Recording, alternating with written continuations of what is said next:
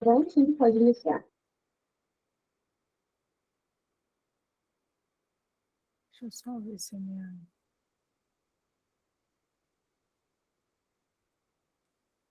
Vocês me confirmem, por favor, se está aparecendo minha tela?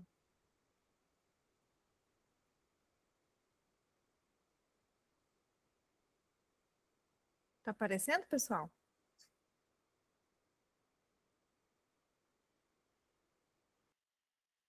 Então vamos lá, né? Boa noite, né? Hoje a gente vai iniciar.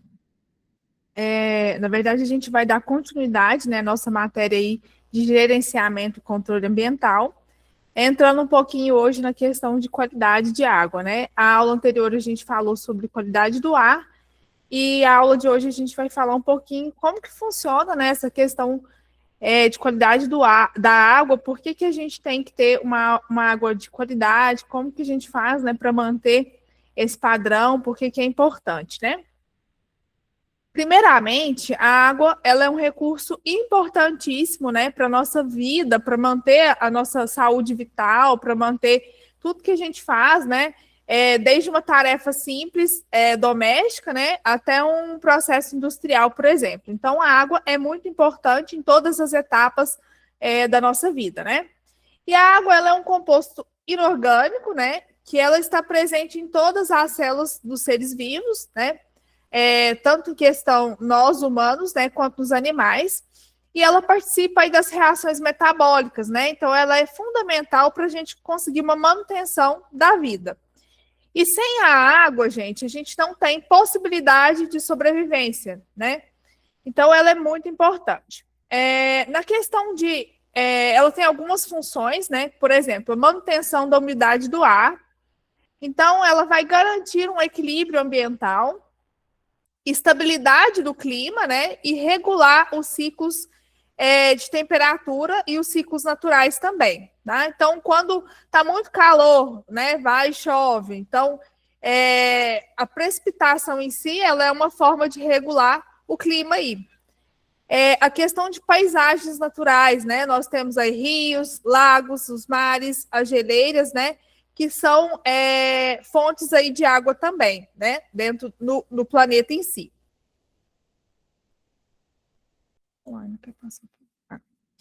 Agora, falando um pouquinho da distribuição de água no nosso planeta, né? Nós temos aproximadamente aí 1,5 bilhões de quilômetros quadrados, né, de volume em água, né? E como que isso está distribuído? Né, nós sabemos que a maior porcentagem, né, de disponibilidade hídrica são nos oceanos. Então, nós temos aí 97,5% de água salgada, né, que está presente nos mares, nos oceanos. Nós temos 1,9% nas calotas polares, aí, né, as geleiras.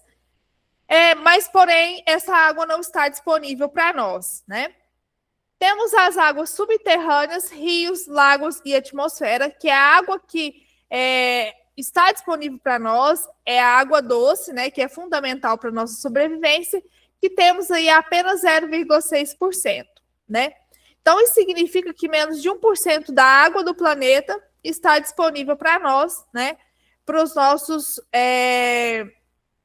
para as nossas funções, né, que a gente precisa no nosso dia a dia. E justamente por essa questão, né, de ter uma pouca disponibilidade, que nós devemos cuidar desse recurso, né, e manter, né, esse recurso o máximo que a gente puder. Então, a água doce ela é escassa, né, é indispensável para o nosso consumo humano, para a agricultura, indústrias, né, nos seus processos produtivos. E o desperdício e a poluição, né, reduzem a quantidade de água disponível, né? Porque a gente não vai ter uma água de boa qualidade, né? Nós vamos ter recursos que vão estar poluídos, né? E não vai ser o mais ideal para o nosso consumo aí. Então, preservar os recursos hídricos é garantir qualidade de vida, né, para as nossas gerações e as gerações futuras, né? De certa forma, né, é ser sustentável, né, que é quando eu garanto o meu recurso que eu tenho hoje, né, utilizo ele de maneira consciente para as futuras gerações, os meus filhos, os meus netos, né. Então é muito importante a gente manter esse recurso para a gente garantir que ele exista, né, daqui a um período. Então, se quase toda a água está nos oceanos, né, que não é uma água potável, como podemos garantir o acesso à água doce? O que vocês acham, né, que deve ser feito para a gente garantir o acesso à água doce? Qual atitude no meu dia a dia que eu posso tomar, né, para preservar esse recurso? Alguém pode falar? Vocês estão muito tímidos. Bruno, Wesley. Pessoal, o que eu posso fazer, né, para manter esse recurso? Justamente preservar, né? A gente pode fazer um uso consciente da água e fazer o reuso também, reaproveitamento. Isso mesmo, muito bem. Quando eu faço o reuso dessa água, né, eu evito captar, né, uma nova água de um manancial, por exemplo. Né? As indústrias fazem isso, algumas indústrias conseguem recircular a sua água dentro do seu processo produtivo, e aí eu evito, né, captar uma água nova aí do meu manancial. Então, isso é importante, né, porque eu não vou estar desperdiçando esse recurso e vou estar conseguindo reutilizar e não captar uma nova água. Muito importante. Falando um pouquinho sobre o ciclo da água, né? O ciclo da água é como se fosse, né, uma dança ali, né? Que garante que os recursos hídricos estejam sempre renovados. Começa lá com a energia solar, né, que vai aquecer os oceanos, os rios, os lagos, e vai fazer com que essa água se mova em diferentes etapas, né? Começando aí pela precipitação. A precipitação é o vapor de água que está presente na atmosfera, né? E ela se junta em pequenas gotinhas, né? E essas gotinhas vão formando as nuvens, né? E quando essas nuvens ficam mais pesadas, né? Elas caem, né? Em formato de chuva aí, ou granizo, né? Como a gente pode ver em muitos locais, neve, né? Orvalho, né? No amanhecer e na madrugada, né? E quando essa água chega ao solo, ela vai percorrer a superfície, indo para os rios, para os lagos, né? Alguma parte dessa água também vai penetrar no solo, né? Alimentando aí os lençóis freáticos, que, de certa forma, é o nosso reservatório subterrâneo. E a quantidade de água que infiltra, né, e escorre vai depender da intensidade dessa chuva e a capacidade que esse solo tem de absorver essa água também. Se for um solo que tem uma dureza, né, uma certa dureza, essa água vai demorar a se infiltrar, né? Ou vai ter uma certa dificuldade, né? Se for um solo mais arenoso, né, ali argiloso, essa água vai penetrar de forma mais rápida, né? E aí, nesse meio período, nós temos a condensação, né? A condensação, ela ocorre, na verdade, depois que ocorre a evapotranspiração, né? Que é quando o sol aquece a água dos rios, dos mares, dos lagos, né? E essa água vai voltar à atmosfera em forma de vapor, né? E as plantas também liberam através da transpiração, né? Então, juntando aí a evaporação mais a transpiração, a gente tem a evapotranspiração, né? Que é um processo que vai devolver essa água para o ar em formato de nuvens aí, reiniciando o nosso ciclo. Só que aí, nesse meio período, nós temos a condensação, que é o processo físico que faz com que essa água passe de um estado gasoso para o líquido, né? Que vai cair em formato de chuva, né? E por que isso é importante? Porque isso mantém o equilíbrio do planeta, né? Vai garantir que essa água sempre se renove, né? Então, é um ciclo. E esse ciclo vai manter a nossa vida, a agricultura, o clima, né? Tudo que a gente precisa desse recurso. E compreender que esse ciclo também vai ajudar na gestão ambiental e no uso sustentável da água também. Então, o ciclo, ele funciona como um sistema fechado, né? A água cai em forma de precipitação, se infiltra ou escorre para os mananciais, evapora, volta para a atmosfera, né? E recomeça tudo de novo, garantindo que não falte água no planeta. Vamos falar que não falte água de forma... Como que eu posso dizer?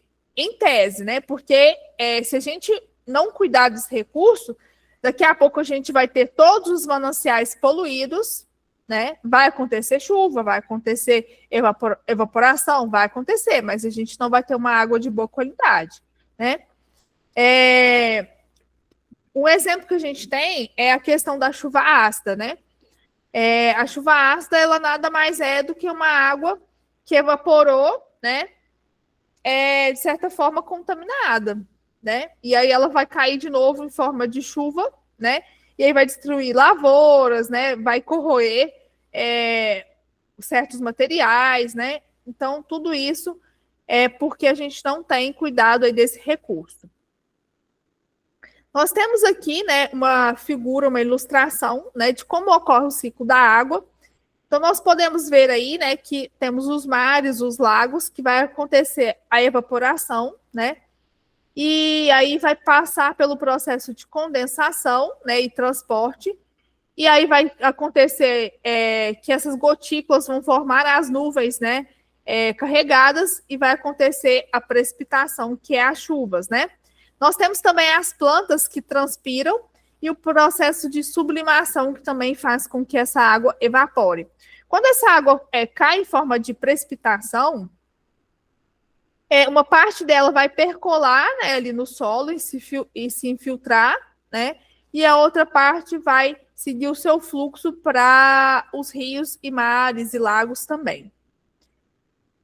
Quando ocorre a precipitação, né, que essa água vai ser absorvida pelo solo, a gente vai estar, de certa forma, mantendo aí as nossas águas subterrâneas, né, o nosso lençol freático. Falando um pouquinho agora sobre os principais poluentes, né, e os seus impactos, né, a água ela pode ser contaminada de diversas formas. E esse tipo de poluição vai afetar a qualidade da água que a gente consome, a vida dos animais, das plantas, né? Então, a gente vai entender um pouquinho como que funciona cada tipo de poluição. Nós temos a poluição biológica, né? Que é a presença de micro-organismos, né? Como vírus, bactérias, presentes aí na água potável, né? O que isso vai impactar para nós? Né? Isso vai causar doenças, né? De vinculação hídrica, né? E vai comprometer a nossa segurança, a água que a gente bebe, né? E de certa forma, a água ela tem que ser tratada anteriormente, né? Para a gente justamente evitar esse tipo de contaminação. Então, sempre beber uma água filtrada, tratada, né? Não de qualquer lugar. Em seguida, nós temos a poluição térmica, né, que é quando ocorre que as indústrias despejam aí nos rios, nos lagos e nos mares, né, uma água aquecida. A alta temperatura ela vai reduzir a quantidade de oxigênio que vai estar dissolvido na água e, por consequência, a gente vai impactar aquelas espécies aquáticas, né, porque elas vão ter uma dificuldade de sobreviver sobreviver, e os poluentes já presentes também se tornam mais agressivos ali no corpo hídrico. Nós temos a poluição física e sedimentar, né, que é quando a entrada de materiais sólidos em suspensão, né, areia, resíduos, lama, isso vai impedir a iluminação, né, a luz do sol de penetrar na água. Isso vai dificultar a fotossíntese das plantas aquáticas, vai prejudicar, né, a visão dos animais para encontrar alimentos, se locomover. Vai carregar também outros poluentes químicos, né, e biológicos juntos. Nós temos também a poluição química, né, que é a presença das substâncias químicas indesejáveis, né? O que são essas substâncias? Os fertilizantes, né, que vão chegar aí nos rios, nos lagos, vai provocar um crescimento exagerado das plantas aquáticas, consumir o oxigênio, né, e levar à mortandade aí de peixes e outros animais. Então, isso vai causar um certo desequilíbrio aí na nossa fauna e flora aquática. Temos também os compostos sintéticos, né, que são os plásticos, os detergentes, solventes, tintas, pesticidas, os saneantes, né, e até alguns aditivos alimentares que podem também alterar a cor, o sabor, né, e tornar essa água tóxica também. Como que a gente pode fazer, né? E por que isso importa?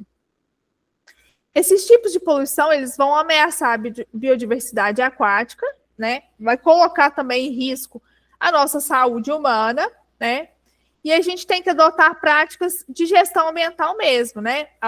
Políticas de preservação, proteger esse recurso hídrico. Então, é importante, né, que a poluição da água ela pode ser causada por micro-organismos, calor, sedimentos, produtos químicos, que traz consequências sérias para nós e para o meio ambiente também, né? Tem aquelas espécies também de peixes, né, que são bioacumulativos, né? Então, por exemplo, determinados poluentes, se esse peixe consumir, né, consequentemente, isso vai parar na nossa cadeia alimentar, né? Então, é importante a gente cuidar, né, desse recurso e as indústrias também terem um determinado cuidado, né? As empresas, o que eu estou despejando nesse recurso hídrico, né? Tem tratamento? Qual tipo de poluente que é? Eu posso estar despejando isso no recurso hídrico ou não, né? Peraí que a página não quer. Falando um pouquinho sobre a questão das águas subterrâneas, né? As águas subterrâneas nada mais do que aquelas águas que ficam armazenadas no subsolo, né? Que contribuem aí para a formação dos aquíferos, né? Então, são fontes que são essenciais para o abastecimento de muitas cidades, né? E comunidades também, porque nem sempre essa cidade vai ter um manancial ali, um rio, que tenha capacidade para abastecer aquela população presente ali. Então, muitas das vezes, em muitos locais, né, essas águas são retiradas dos aquíferos, né? Justamente para consumo. Durante muito tempo, né, o ser humano usou o solo aí como depósito de resíduos, né, e lixos, muitas das vezes sem controle, a maioria das vezes, né? E esse solo ele conseguia filtrar parte desses materiais, né? Mas com o crescimento populacional, o aumento da quantidade de resíduos, né, essa capacidade foi ultrapassada. E a qualidade da água subterrânea começou a ser comprometida, porque esses resíduos entravam em decomposição, né, muitas das vezes contaminados, e isso ia parar onde, né? Nos nossos lençóis freáticos. Nós temos algumas fontes de poluição, né? Por exemplo, os lixões e aterros mal planejados, né? Quando eu faço uma forma de deposição de resíduos sem controle, né? Essas substâncias elas vão liberar, esses resíduos vão liberar substâncias tóxicas, né? Que vão se infiltrar no solo, né? Um exemplo disso é o chorume, né? Que é aquele líquido que o lixo libera, né? O resíduo libera no seu processo de decomposição. Se esse chorume não tiver um tratamento adequado, isso vai parar no solo e vai parar também nas águas subterrâneas, né?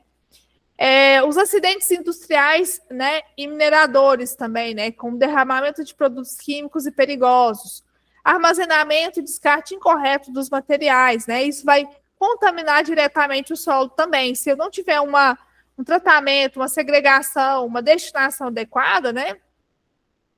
E depositar esse resíduo em qualquer local, eu vou ter uma contaminação direta do meu solo. Isso, consequentemente, também vai afetar a nossa água subterrânea. Saneamento precário, né? Quando eu tenho vazamento de esgoto, né? Isso também vai atingir os nossos aquíferos, né? Porque tudo isso vai se infiltrar no solo. Uso excessivo de agrotóxicos e fertilizantes também vão se infiltrar no solo e, consequentemente, na água subterrânea. Irrigação inadequada, né? Pode causar a salinização, que é o excesso de sais, e a lixiviação, que é quando acontece o arrasto de contaminantes para as camadas mais profundas do solo também. Um exemplo que a gente pode citar é o caso do nitrato, né? O nitrato é um indicador de poluição de água subterrânea, principalmente pela questão de agricultura, que utiliza muito fertilizante, e o esgoto sanitário também. A gente tem um grande problema, né, que é a remoção desse nitrato da água, que é mais caro, o tratamento vai ser caro, difícil, né? E aí nós temos uma legislação que, por exemplo, limita o meu limite de nitrato no meu recurso hídrico. Então, é permitido por lei 10 miligramas por litro, né? Acima disso, a água pode deixar de ser potável. Por que isso é importante, né? As águas subterrâneas, elas são uma reserva estratégica, né, que nós temos para o consumo humano. A poluição dessa água vai comprometer a nossa saúde, né, a biodiversidade e, consequentemente, o equilíbrio natural também. Então, é importante que a gente adote práticas, né, de gestão ambiental, práticas sustentáveis, para proteger esse recurso, né? Então, as águas subterrâneas são muito importantes, estão cada vez mais ameaçadas, né, pela questão da poluição, pela atividade humana sem controle. O cuidado com o solo e o uso consciente desses produtos químicos é fundamental para a gente garantir, né, uma água limpa e um futuro também. Como que a gente pode controlar, né, a nossa poluição aquática aí, né? Existem 2 modelos de gestão de qualidade de água, né? O primeiro modelo é o tradicional, né, que foca aí no tratamento dos efluentes. Então, eu vou tratar o meu esgoto doméstico, os meus resíduos agrícolas, industriais, né, depois que eles já foram gerados. Isso vai reduzir a quantidade de poluente antes que esse efluente chegue no meu manancial, tá? Porque, não sei se todos sabem,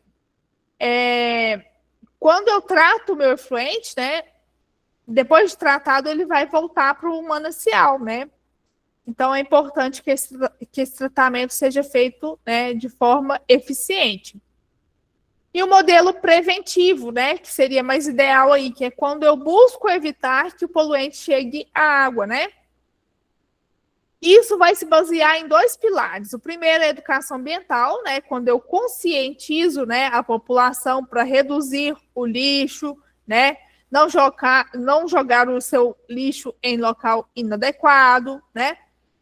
Produções mais limpas, né? Quando eu incentivo as indústrias a mudarem os seus processos, a diminuir a geração de rejeitos, de efluentes, né? Então, é muito importante. Nós temos também níveis de tratamento dos efluentes, né? Quando o efluente ele precisa ser tratado, ele depende de alguns padrões de descarga, né? Esses padrões de descarga é o que vão garantir, né, e definir que esse efluente pode ser lançado ou não em corpo hídrico, tá? Que a gente chama também de corpo receptor. Esses padrões, eles podem variar conforme a característica do corpo d'água, né? Exemplo, se um rio for maior, ele pode receber mais carga de poluente do que um rio menor, né? Porque o seu poder de autodepuração vai ser maior, né? Então, a gente tem tecnologias para esses tratamentos, né? Existem tecnologias para tratar efluente, né? Cada um voltada para os diferentes tipos de poluição. Alguns vão remover sólidos suspensos, né? Outras vão reduzir as substâncias químicas e tóxicas, né? Aqueles processos também que vão diminuir carga orgânica, né? Como a questão dos restos de alimento, matéria orgânica. Isso é importante, né, para a gente garantir e corrigir o problema depois que ele já acontece, tá? E o modelo ideal seria a gente buscar evitar que esse problema exista, né? Mas, infelizmente, isso é meio difícil. Então, a gente combina educação ambiental, prevenção e tecnologia também para garantir uma água limpa e saudável para todos. Controlar a poluição, ela significa que a gente trata os resíduos já produzidos, previne que eles cheguem aos corpos hídricos, né? O caminho mais eficiente é investir em prevenção, educação e processos industriais mais limpos, né? Falando um pouquinho agora sobre o tratamento primário ele tem um objetivo que é remover as impurezas que são mais grosseiras, né? Preparando para as etapas mais avançadas. Então, ele vai envolver desde processos físicos, né, e os químicos mais básicos, né? Como que funciona, né? A primeira etapa aí é o gradeamento. O gradeamento, ele serve, né, são telas e grades realmente que ficam instaladas ali no início do meu tratamento, que vão garantir, né, que esse material esteja retido, né? Então, os sólidos, né, os plásticos, madeiras, né, folhas, lixo, tudo isso vai ser barrado ali na minha primeira etapa, que é o gradeamento, quando eu separo o sólido, né, do restante. Em seguida, depois do gradeamento, a gente tem a decantação, né? A decantação, ela vai deixar que a água fique mais parada, né, nos tanques. Isso vai garantir que as partículas mais pesadas, como terra, lodo, areia, elas vão se depositar no fundo desse tanque, né? E vão se separar da água ali. Já a flotação, ela é um processo que vai introduzir bolhas de ar, né, na água que vai ser tratada ali. Essas bolhas, elas vão fazer com que as partículas mais leves, né, e as gorduras subam aí para a superfície, tá? Fica semelhante a uma espuma que vai trazer essa sujeira para a parte de cima ali. Em seguida, nós temos a separação de óleo, né? Que é um processo mais específico, onde eu vou separar os óleos e graxas, né? Então, como a gente sabe, o óleo e a água não se misturam, né? E ele é separado e retirado da superfície, né? Igual quando a gente faz, né, uma sopa aí e o óleo fica em cima ali da água, né? Então, é possível a gente ver nitidamente essa separação. A equalização é quando eu faço a mistura de água em tanques para uniformizar a sua composição, tá? Isso vai garantir que essa água ela vai chegar nas próximas etapas com as características mais equilibradas, né? Mesmo que ela esteja em níveis de poluição. Em seguida, nós temos a neutralização, né? Que é quando eu vou ajustar o pH dessa água, né? Tanto em acidez como em alcalinidade. Então, isso vai deixar a água em condições mais seguras, né, para não danificar os equipamentos e garantir as próximas etapas de tratamento. Então, são adicionadas substâncias para corrigir a acidez ou a base dessa água aí. O tratamento primário, né, é como se fosse uma limpeza inicial, que vai remover os sólidos, né, fazer com que as partículas mais pesadas desçam e as leves subam, né? Separar os óleos e a graxa, uniformizar e corrigir pH, né? Então, depois dessas etapas, a água ela vai ficar pronta para passar pelas etapas seguintes, né? Que a gente chama de tratamento secundário e terciário, que vão eliminar poluentes mais complexos, né? Então, agora falando um pouquinho sobre o tratamento secundário, né? Depois que ela passar pelo tratamento primário, né, existem alguns poluentes orgânicos, né, que estão dissolvidos e micro-organismos também. Então, o tratamento secundário, ele usa os processos biológicos, né, para ajudar a questão de bactérias, micro-organismos, né, para limpar essa água de forma mais profunda aí. Então, nós temos as lagoas de estabilização, né? Que são grandes quantidades, são grandes tanques, né? Ou lagoas artificiais. E essa água ela vai ficar ali armazenada por um período, permitindo que esses micro-organismos que são naturais ali, né? Degradem a matéria orgânica, né? É um processo simples, mas exige grande área, né? E exige também um certo cuidado. Porque se houver um desequilíbrio, esses micro-organismos eles vão morrer, né? Então é importante a gente ter um equilíbrio aí desses micro-organismos e um determinado cuidado. As lagoas aeradas, né, são parecidas aí com as lagoas de estabilização, mas elas recebem uma injeção de ar, né? E esse oxigênio ele vai acelerar a ação das bactérias a consumirem os poluentes, né? Então, de certa forma, vai ser um tratamento mais rápido e mais eficiente também. Nós temos os lodos ativados, né? Que é um método mais usado hoje, né?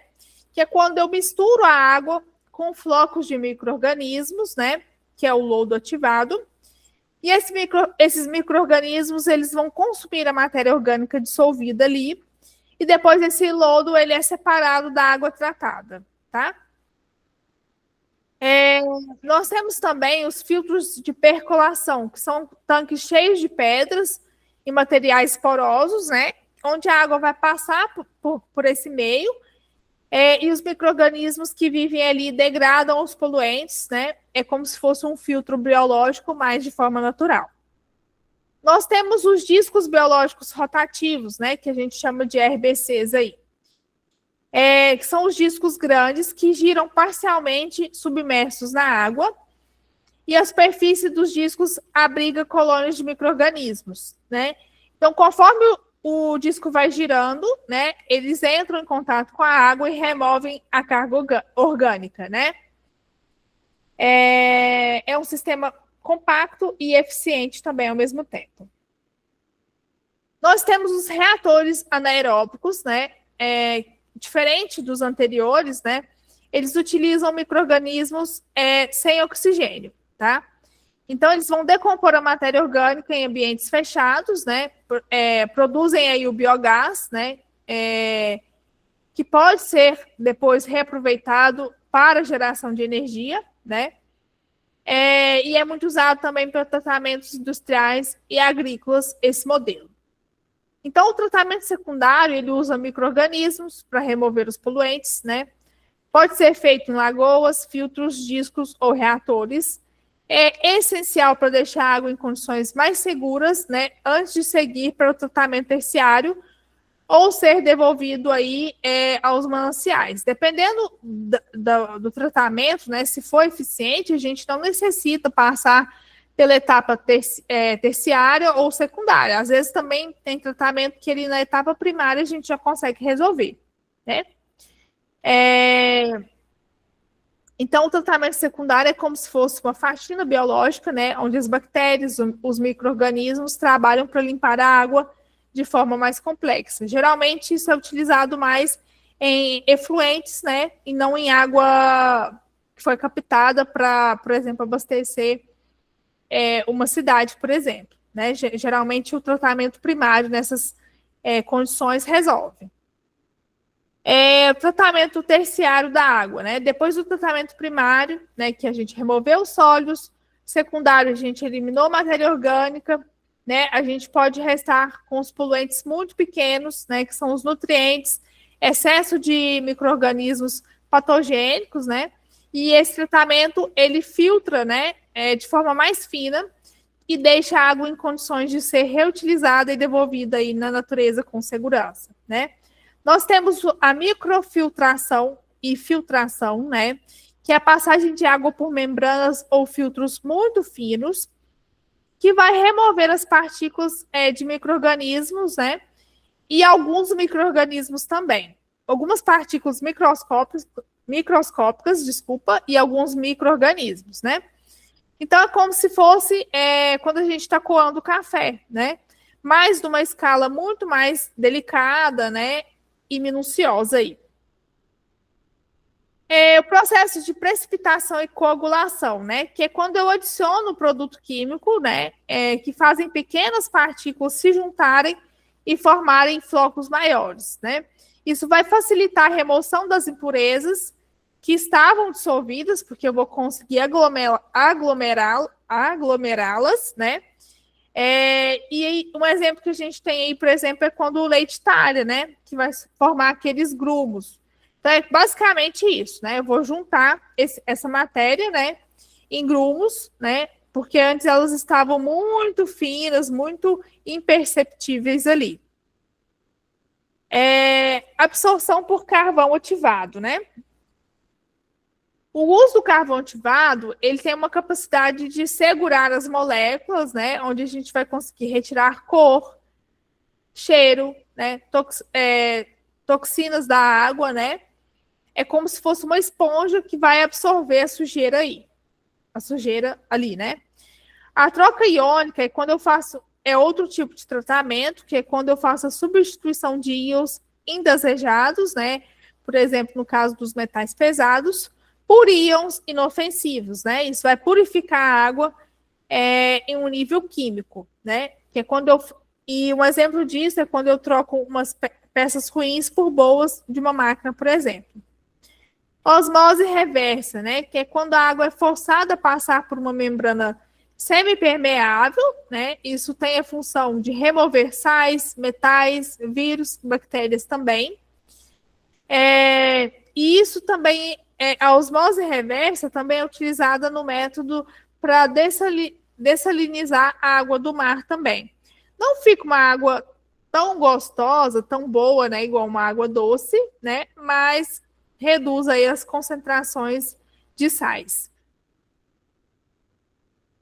Ultrafiltração, né, que é semelhante à microfiltração, né, mas com membranas ainda mais finas, que vão retirar as moléculas grandes e micro-organismos também, né, como se fosse um superfiltro que deixa passar apenas moléculas de água, né? Então é muito mais crítico e minucioso, né, do que as etapas anteriores.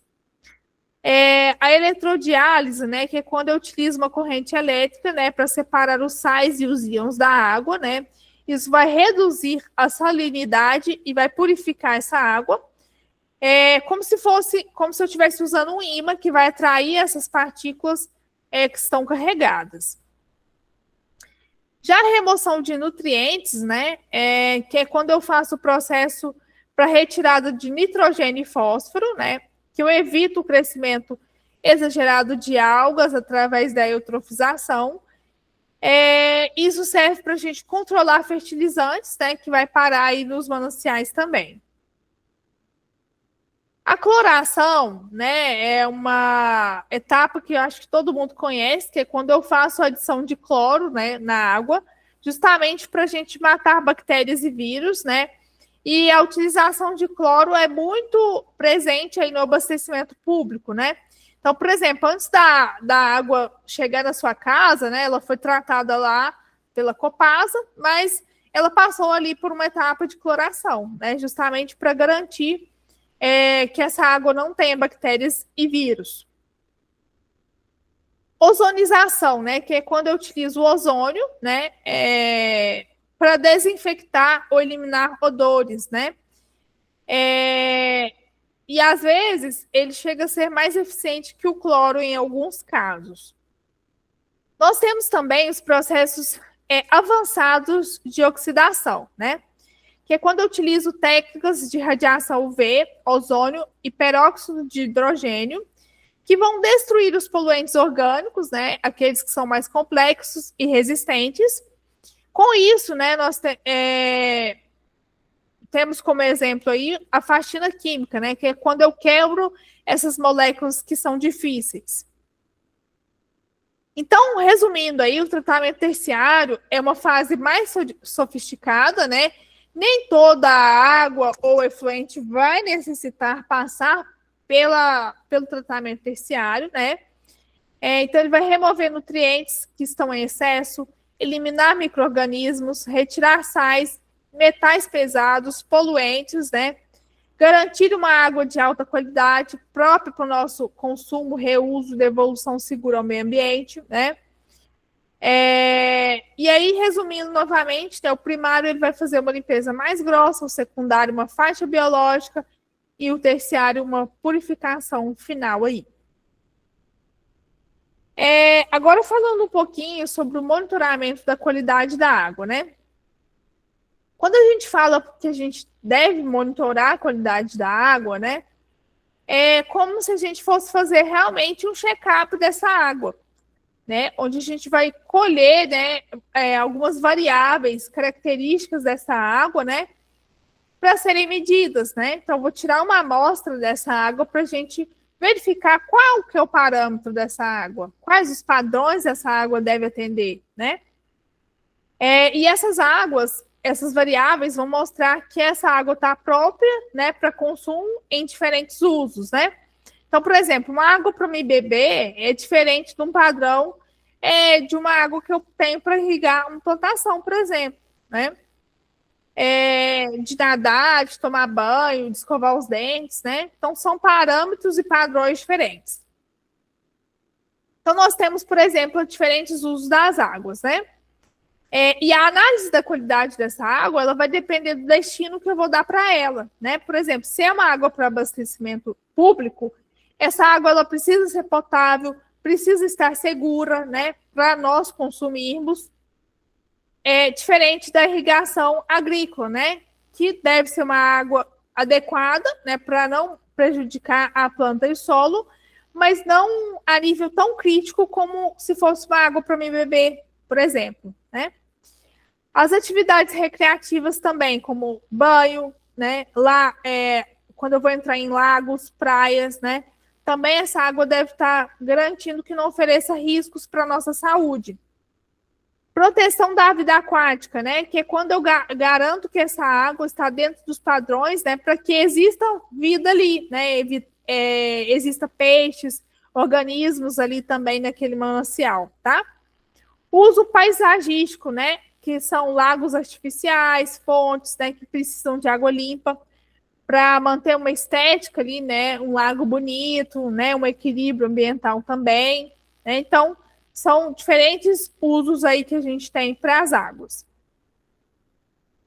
E a gente tem algumas regulamentações e padrões, né? Que a gente deve seguir e alguns limites também que são aceitáveis de acordo com a lei, né? Por exemplo, nós temos a portaria 518 de 2004, que é uma portaria do Ministério da Saúde, que ela vai estabelecer alguns limites, né, por exemplo, para a nossa saúde. Então, vou ter um limite de coliforme fecal aí, né, que vai indicar se essa água está contaminada, né, com esgoto, se está contaminada com fezes, por exemplo, né. A questão dos protozoários e patogênicos, né, também estabelecido dentro dessa legislação. Cianotoxinas e cianobactérias, né, que são algas que podem liberar toxinas. Então, quando a gente for fazer a análise dessa água, é importante que a gente verifique esses padrões, né? Se for uma água para consumo, por exemplo, eu vou ter que garantir que ela está de acordo com o que o Ministério da Saúde me pede, né? Livre de coliformes, livre de protozoários, livre de algas, né? Então, é muito importante a gente atender o que está na legislação. Claro que tem limites de tolerância, né? Nós temos também a resolução CONAMA, né? 274 de 2000, que ela vai definir alguns padrões de balneabilidade, né? O que é balneabilidade? Só aquela água que é utilizada para o nosso banho, né? Então, existem padrões para que essa água seja consumida lá na sua residência. A resolução CONAMA 357 de 2005, ela vai classificar os corpos hídricos, né? Os rios, os lagos, represa, conforme a sua qualidade e uso. E nós temos também as leis estaduais e municipais, né, que vão contemplar algumas regras também e parâmetros para essas águas.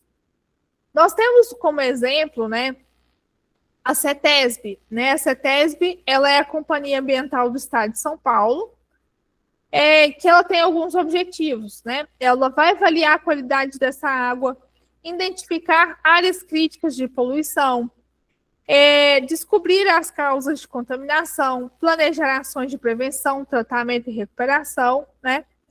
E esses resultados, eles são compartilhados dentro do Comitê de Bacias Hidrográficas, por exemplo, né? Garantindo que nós, cidadãos, tenhamos uma transparência, tá?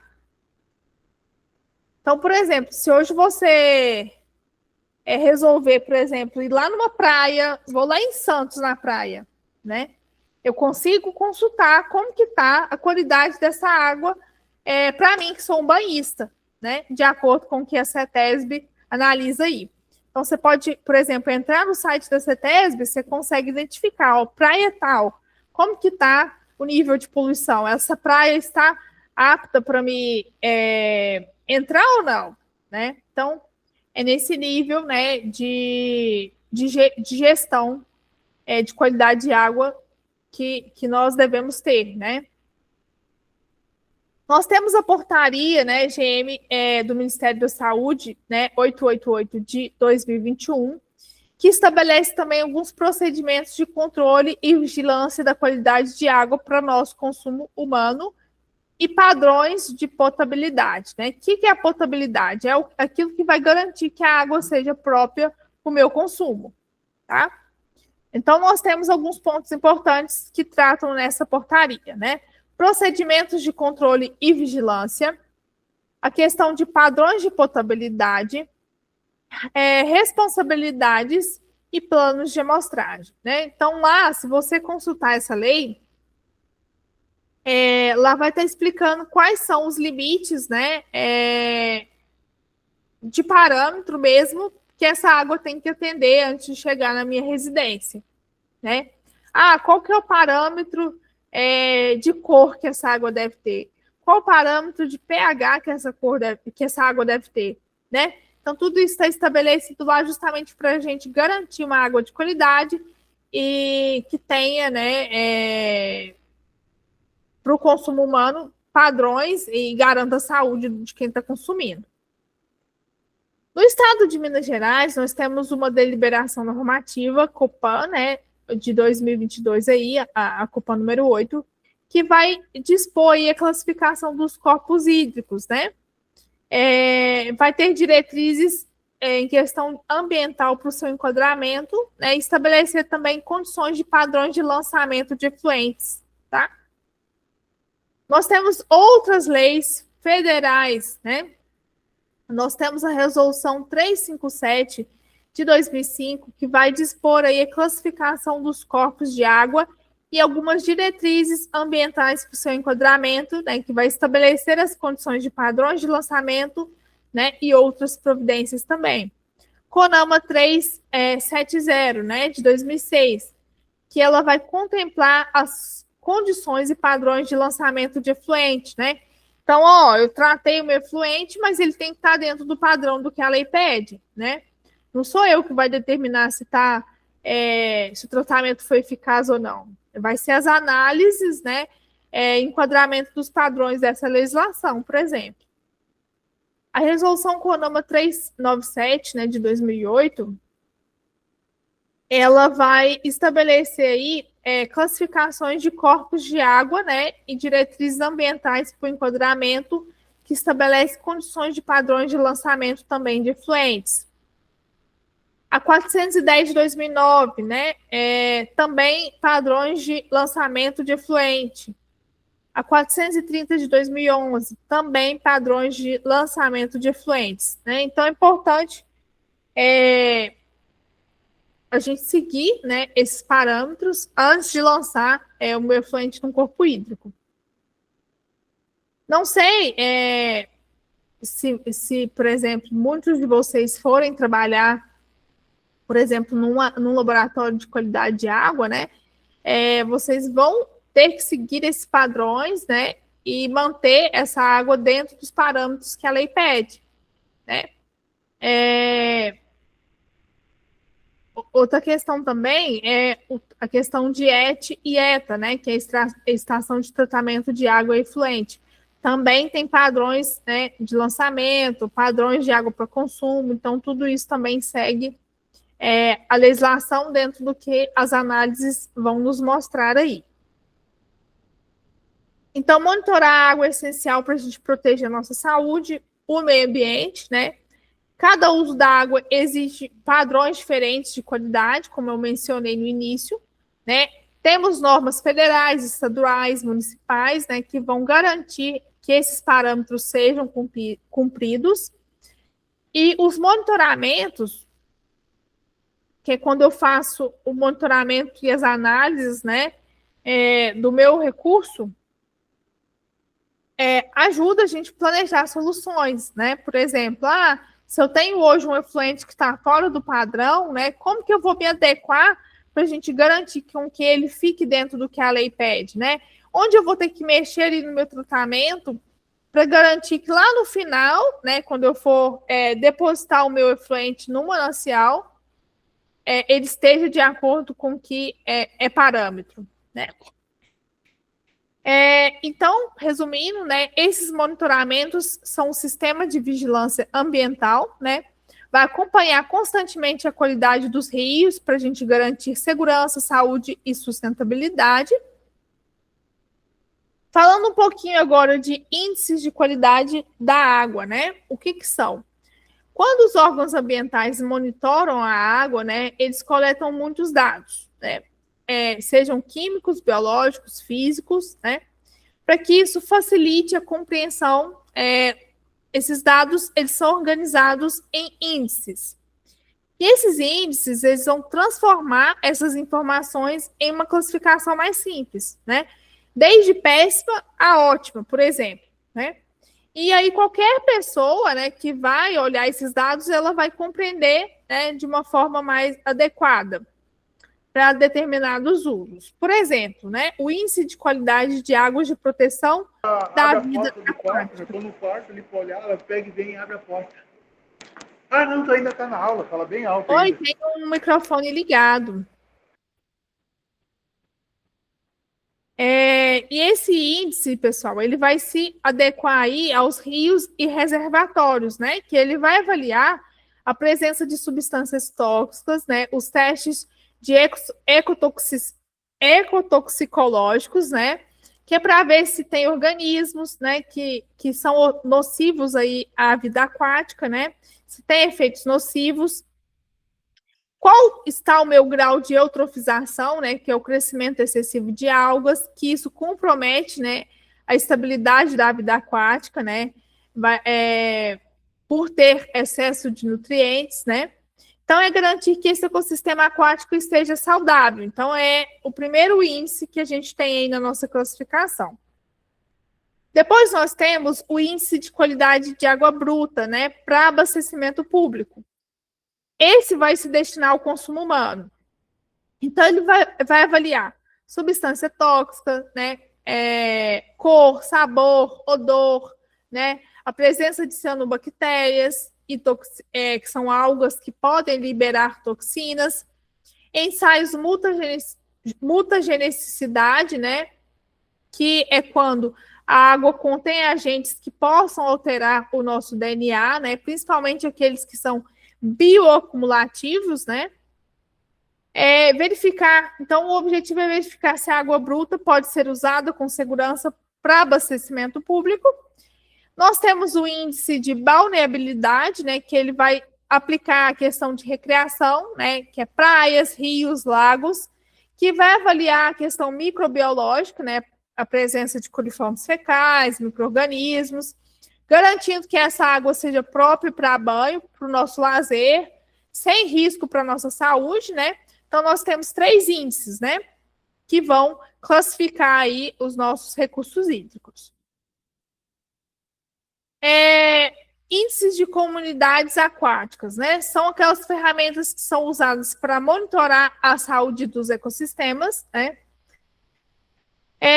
Então, a gente, em vez de olhar apenas para os dados químicos, físicos dessa água, a gente vai analisar a comunidade de organismos vivos que estão ali. Os fitoplânctons, zooplânctons, os bêntons, né?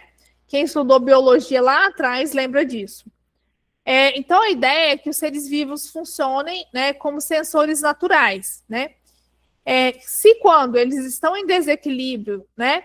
É um sinal de poluição ou alteração ambiental. Por exemplo, o fitoplâncton, né, que são pequenos organismos vegetais microscópicos, né, que vivem nas águas e fazem fotossíntese, eles são importantes porque eles se formam à base da cadeia alimentar, né, aquática aí. Eles reagem rapidamente às mudanças de ambiente. Então, por exemplo, se tem poluição, pesticida, metal pesado, né, eles vão reagir. Algumas espécies também, como cianobactérias, podem liberar toxinas que são perigosas, né? E esse índice ele vai avaliar a proporção dos grupos de fitoplânctons existentes, né? Medir a densidade desses organismos, analisar a concentração de clorofila, né? Que é o pigmento usado aí na fotossíntese, e classificar se essa água está ótima, boa, regular, ruim ou péssima. O outro índice que nós temos é o zooplâncton, né? Que são aqueles conjuntos de pequenos animais que são microscópicos, os protozoários, rotíferos, esses nomes são muito difíceis, que vão indicar para nós, né, o crescimento de fitoplânctons que vão reciclar nutrientes e eles servem também para alimento dos peixes, né?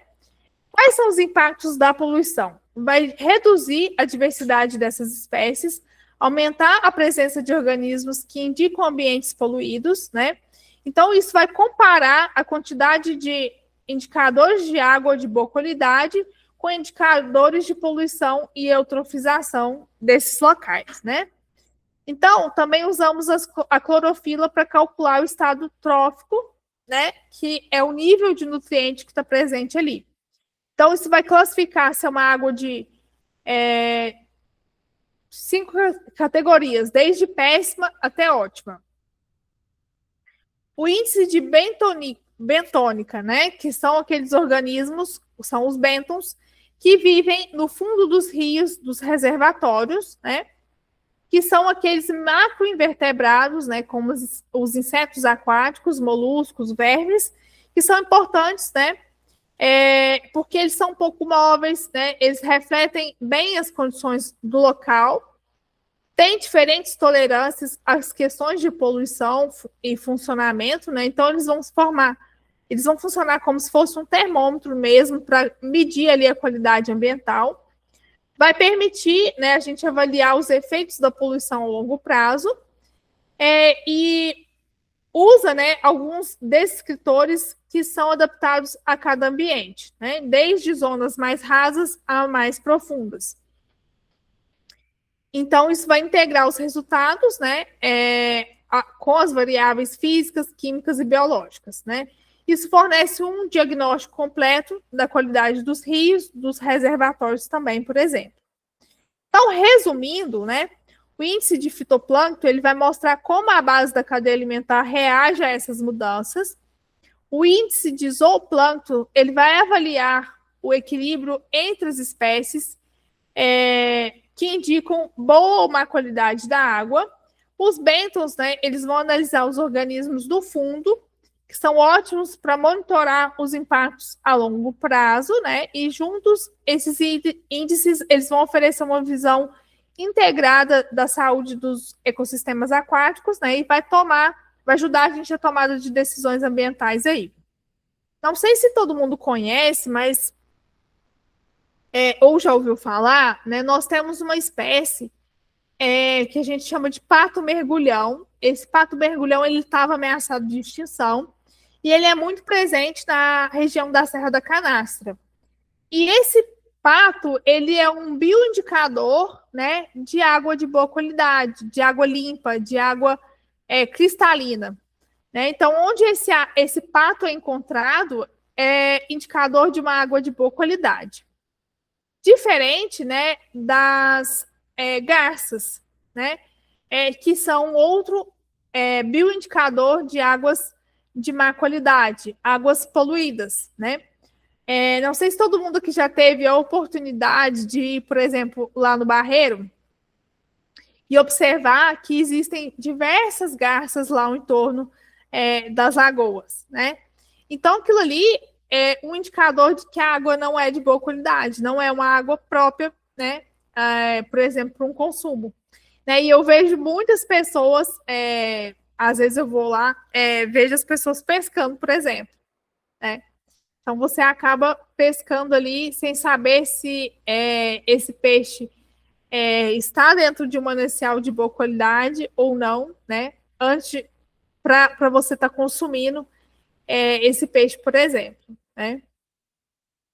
Agora, eu vou passar um vídeo para vocês que vai explicar um pouquinho como que funciona a questão dos tratamentos. As etapas de tratamento. Pessoal, vocês estão vendo a minha tela com o vídeo? Aí vocês me avisem se o som está saindo ok, tá?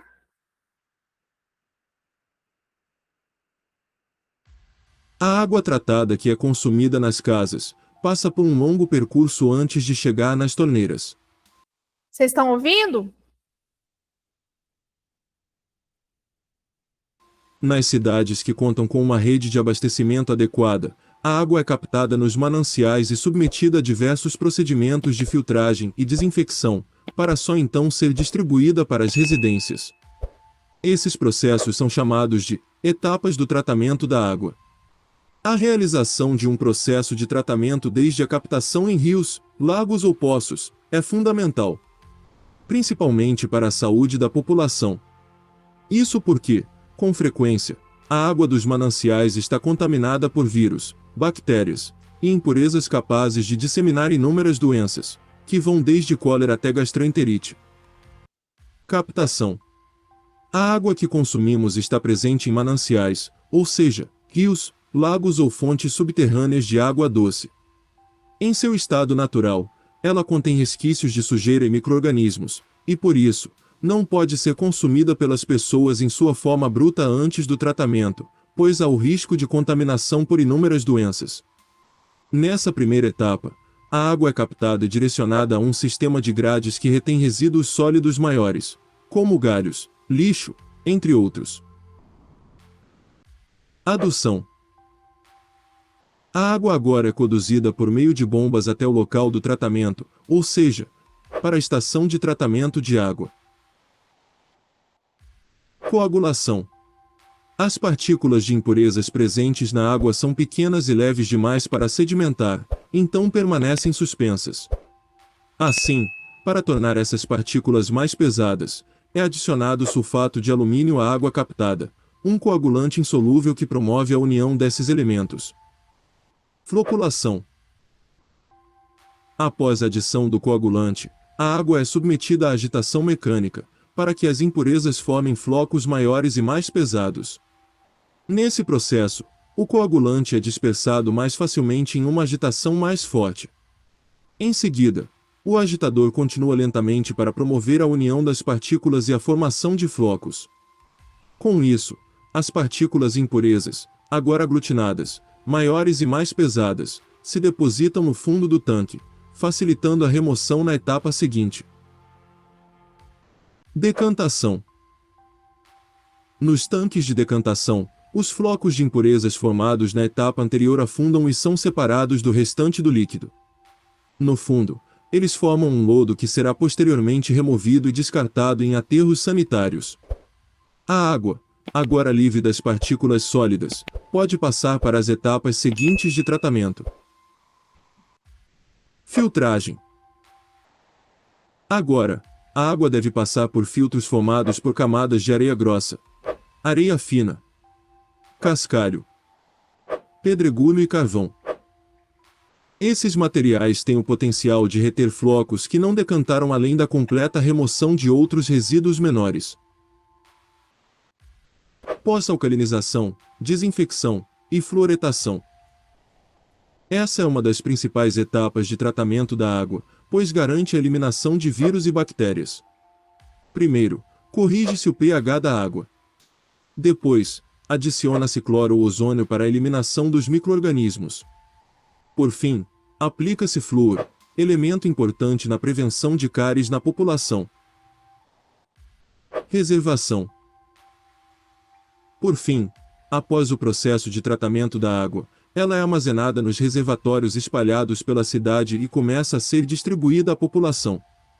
Esse processo garante que o abastecimento ocorra de forma regular, além de permitir a liberação em horários de maior demanda. Como você percebeu, dos mananciais até chegar à sua casa, há muito trabalho, pesquisa e tecnologia envolvidos. As análises de qualidade da água são realizadas em todo o processo, da captação até a saída da estação de tratamento. Por isso, quando o consumidor liga sua residência ou seu estabelecimento comercial à rede de abastecimento da cidade, ele tem muitas garantias no que se refere à sua potabilidade, sendo uma forma de garantir a qualidade da água que será consumida pela sua família e o seu uso com consciência pela população. Portanto, colabore com o saneamento da sua cidade e contribua para a oferta de água tratada para todos.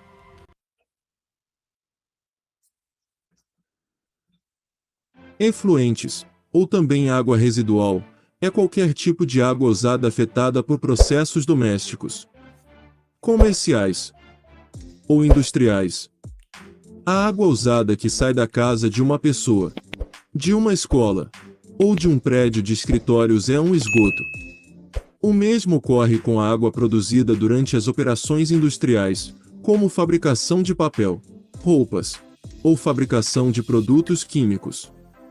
A composição da maioria dos efluentes, exceto industrial, é composta por cerca de 99,9% de água. Os 0,1% restantes consistem em contaminantes como matéria orgânica, matéria inorgânica e micro-organismos que precisam ser removidos. O processo de tratamento de efluente consiste na remoção de impurezas das águas residuais ou esgoto, antes que alcancem aquíferos ou corpos d'água naturais, como rios, lagos e oceanos. O tratamento convencional de águas residuais consiste em uma combinação de processos e operações físicos, químicos e biológicos para remover sólidos, matéria orgânica e, às vezes, nutrientes das águas residuais. Os termos gerais usados para descrever diferentes graus de tratamento, em ordem crescente de nível de tratamento, são tratamento de águas residuais preliminar, primário, secundário e terciário ou avançado. A seguir veremos cada etapa desse processo. Tratamento preliminar. O objetivo do tratamento preliminar é a remoção de sólidos grosseiros e outros materiais grandes frequentemente encontrados em águas residuais brutas. A remoção desses materiais é necessária para melhorar a operação e manutenção das unidades de tratamento subsequentes. As operações de tratamento preliminar geralmente incluem peneiramento grosso, remoção de areia, em alguns casos, trituração de objetos grandes. Em câmaras de areia, a velocidade da água através da câmara é mantida suficientemente alta, ou ar é usado, de modo a evitar a sedimentação da maioria dos sólidos orgânicos. A remoção de areia não é incluída como uma etapa de tratamento preliminar na maioria das pequenas estações de tratamento de águas residuais.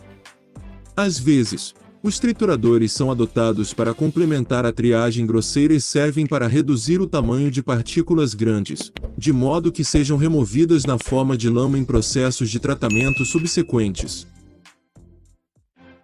Tratamento primário. O objetivo do tratamento primário é a remoção de sólidos orgânicos e inorgânicos sedimentáveis e a remoção de materiais que irão flutuar por escumação. Aproximadamente 25 a 50% da demanda bioquímica de oxigênio de entrada, 50 a 70% do total de sólidos suspensos e 65% do óleo e graxa são removidos durante o tratamento primário. Algum nitrogênio orgânico, fósforo orgânico e metais pesados associados a sólidos também são removidos durante a sedimentação primária, mas os constituintes coloidais e dissolvidos não são afetados. O efluente das unidades de sedimentação primária é denominado efluente primário. Tratamento secundário. O objetivo do tratamento secundário é o tratamento posterior do efluente do tratamento primário para remover os resíduos orgânicos e sólidos em suspensão. Na maioria dos casos, o tratamento secundário segue o tratamento primário e envolve a remoção de matéria orgânica coloidal e dissolvida biodegradável usando processos de tratamento biológico aeróbio. O tratamento biológico aeróbio é realizado na presença de oxigênio por micro-organismos aeróbios, principalmente bactérias, que metabolizam a matéria orgânica na água residual, produzindo assim mais micro-organismos e produtos finais inorgânicos, principalmente CO2, NH3 e H2O. Vários processos biológicos aeróbicos são usados para o tratamento secundário, diferindo principalmente na maneira como o oxigênio é fornecido aos micro-organismos e na taxa na qual os organismos metabolizam a matéria orgânica. Um dos processos mais conhecidos é o de lodos ativados. Você pode conferir o vídeo Sistema de lodo ativado, clicando no card acima, ou clicando no link na descrição. Tratamento terciário ou avançado. Tratamento de águas residuais terciário ou avançado é empregado quando constituintes específicos de águas residuais que não podem ser removidos por tratamento secundário devem ser removidos. Os processos de tratamento individuais são necessários para remover nitrogênio, fósforo, sólidos suspensos adicionais, orgânicos refratários, metais pesados e sólidos dissolvidos. Como o tratamento avançado geralmente segue um tratamento secundário de alta taxa, às vezes é chamado de tratamento terciário. No entanto, os processos de tratamento avançados às vezes são combinados com tratamento primário ou secundário. Por exemplo, adição de produtos químicos a clarificadores primários ou bacias de aeração para remover fósforo ou usados no lugar de tratamento secundário, por exemplo, tratamento de fluxo superficial de efluente primário. Embora a qualidade da água seja afetada pelas condições naturais, a palavra poluição geralmente implica atividade humana como fonte de contaminação. A poluição da água, portanto, é causada principalmente pela drenagem de águas residuais contaminadas em águas superficiais ou subterrâneas, e o tratamento dos efluentes é um elemento importante do controle da poluição da água. Embora representem uma fração muito pequena, a natureza dessas impurezas e os grandes volumes de esgoto em que são transportadas tornam o descarte de águas residuais domésticas um problema técnico significativo.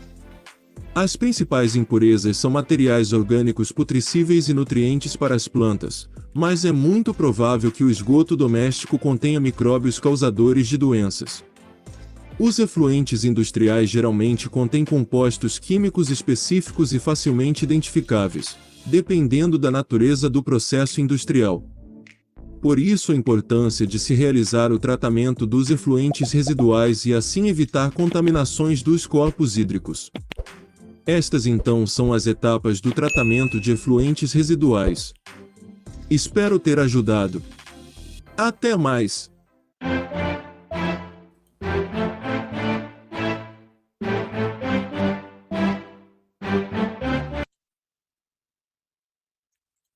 Pessoal, então o vídeo ele mostrou um pouquinho, né, como que funciona um pouquinho do tratamento de água, né, e um pouquinho do tratamento de efluentes, né, e águas residuais, como eu mencionei, né, anteriormente, né.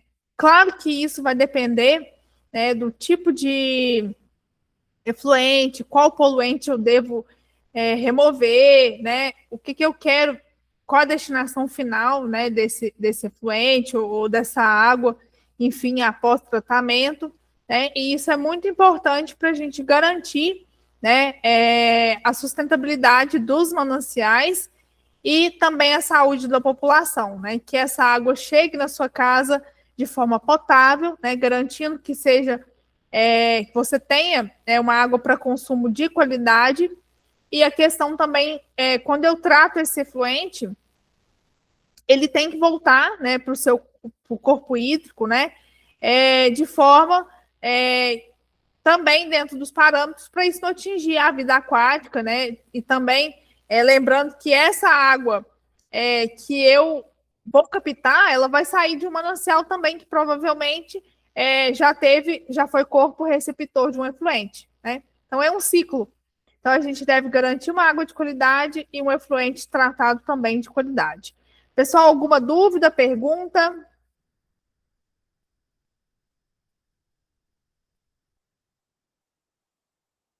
Tranquilo?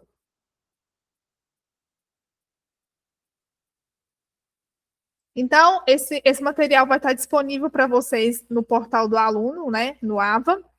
Para vocês estarem estudando depois, assistindo novamente o vídeo, para depois, né, estudarem para a prova de vocês. E eu espero vocês na nossa terceira aula. E uma boa noite. Obrigada, né, pela presença de vocês. Obrigada. Boa noite.